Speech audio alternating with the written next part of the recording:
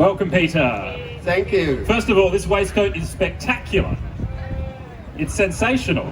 A very dear friend, she made it for me and gave it to me as a gift to wear this Mardi Gras, which is really an important one in our community's history. Well, you look absolutely fabulous. You have 50 years of Camp Inc. this year. Can you tell us a little bit about the founders of Camp Inc.? Yes, I would like to acknowledge the founders.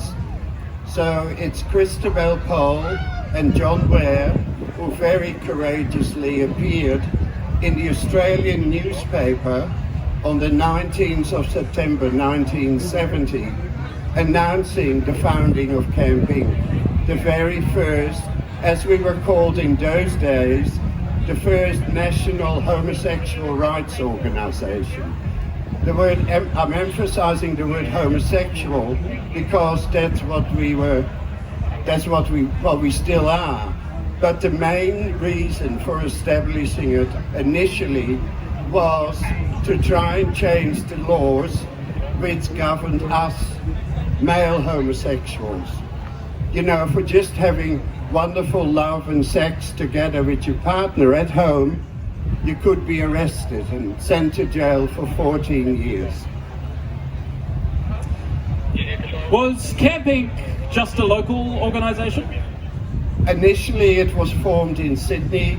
It had club rooms in Balmain. We were situated opposite the police station, mind you.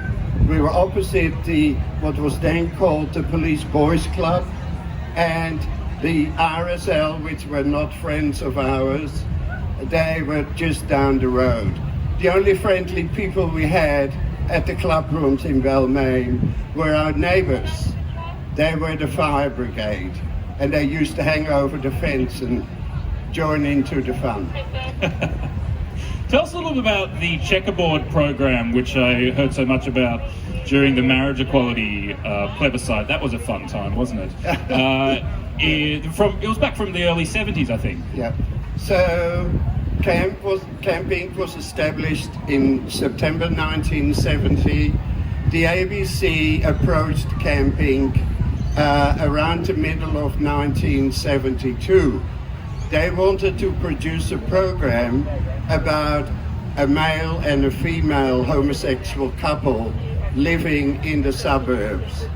They wanted to find out what it was like to be a couple living in the suburbs, and they well and truly did. Eventually, part of the program became, and some of you might know, the first ever male-to-male kiss on national Australian television. Something to behold. Indeed. Tell us a little bit about the naming of the first Mardi Gras, because Camp Inc., for those who are just passing through, is the 50-year-old organisation, and we're speaking to one of its members, Peter de Waal, here right now. And so you would have been there, or Camp Inc. would have been there for the naming, for how you decide about what to call this new organisation. At the time in 1978, well, I should go back a little bit earlier actually, because the movement of it actually came from 1969 Stonewall riots in New York. It eventually came to Australia in 1970. So as Camp worked away on many, many different issues, the idea was raised about a street party. And at a camp executive meeting at which I attended, the actual naming came about by Ron Austin, some of you might know, and Mark McMahon. Instead of calling it a street party, they said, let's call it a Mardi Gras. And that's how the name came about. Well, it is, it's a celebration, isn't it, Peter? It's certainly, the actual Mardi Gras started out as a wonderful celebration of solidarity, walking down from Taylor Square to Hyde Park. The other direction. The other direction, yes. We went downhill in those days. And we had a permit for some of, I think until Hyde Park. The police very begrudgingly gave us a permit to do that. And when we got to Hyde Park, they weren't very happy with us. we felt so exhilarated about being on the street. And in fact, one of the things we did in those days, there were many, many gay bars along Oxford Street. And a number of us in the parade darted into the bars, and we used to say, out of the bars, into the street. And some of them joined our march, which was wonderful. So it was an extraordinary experience until Hyde Park, and that's when the real problem started. We marched on up William Street to King's Cross, and the police didn't like us in any way, any case, but they let us into the El Alamein Fountain area. At the end of the El Alamein Fountain, there was a whole cordon of police. We couldn't get out that way. Once we were in, they closed it off at the other end. So we were, and they really went for us. They were very violent. It's the first time I knew about intellectual oppression, right? But I'd never ever experienced physical oppression until that night.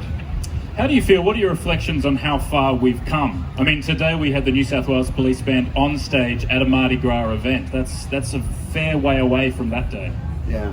Look, it's hard to imagine for me and others who were, my age and who were part of camp in those days, to understand really how far we have come. So, it's wonderful, the progress we've made in many, many ways.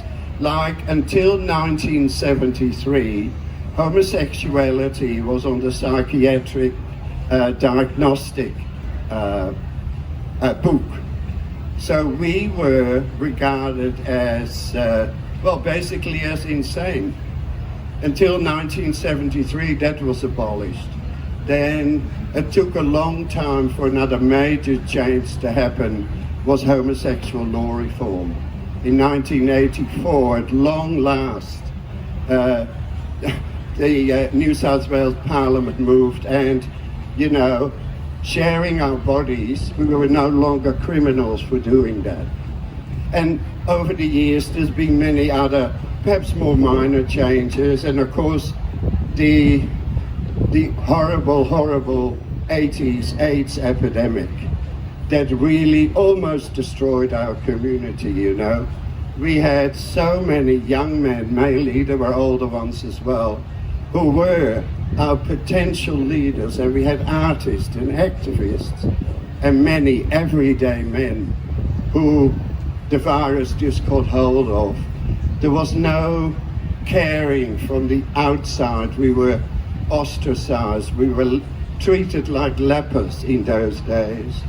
And, we as carers, there was a wonderful program that eventually evolved called Community Support Network.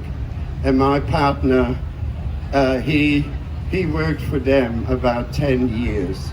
And he used to go into the home of mainly the young men and care for them. Just keep them company, maybe cook a meal or do also all sorts of things. And I supported him backstage, so to speak, because to do that kind of work, you need a buddy. And so that's how we contributed to the campaign. I must say, at some times during that 10-year period, I felt that our community would not recover from this. Also, if the AIDS epidemic hadn't come, I feel that many of the things we have achieved since would have come much earlier and much easier. We lost so many wonderful people. And how incredible with PrEP now that we don't need to lose anyone to that disease ever again. Indeed. Tell us about the things that Camp Inc. are doing now. Well, it was officially an organisation started in 1970. It ceased in 1978, but there is an enduring entity which came out of camp, and actually it came out of the checkerboard program I mentioned a bit earlier, which was a phone service. It was called Phone a Friend, which started in my partner's front room. It's gone through various name changes, like I think it's now called the Gay and Lesbian Counselling Service 2010. That has been going now since 1973, 47 years, and it's still around, which is I think an amazing legacy of camp and eventually of the checkerboard program. Well, Peter de Waal, we thank you very, very much indeed for all the work you did back in the 1970s and today. Ladies and gentlemen, a round of applause for Peter de Waal.